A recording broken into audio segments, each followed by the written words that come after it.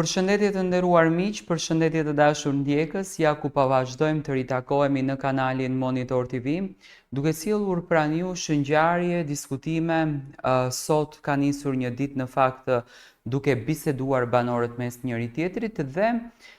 gjatë një bisede që po bënin në verandë, teksa po pinin kafe në mëngjesit, pasi që banorët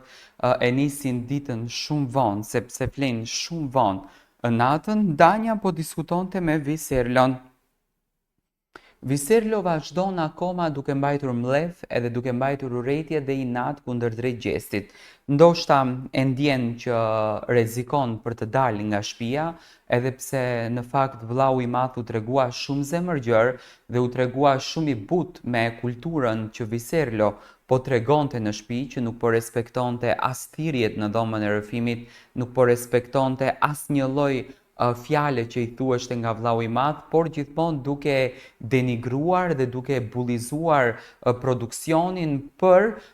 dënimet që sipas Viserlos që po jepen gjestit janë dënime qesharake dhe më shumë janë suport se sa dënim. Gjatë bisedës sot që po bënin me Danjën, Danja i thonte: "Unë mendoj që ty ke probleme me mendjen, se nuk është e mundshme dhe nuk është normale që të kesh kaq shumë lefe dhe kaq shumë urrëtie për banorët në shtëpi, ku në fund të ditës ne këtu bazohemi në një lojë dhe jemi brenda në një lojë. Dhe nuk duhet për një lojë të ketë kaq urrëtie, të ketë kaq mlef, kaq inat, kaq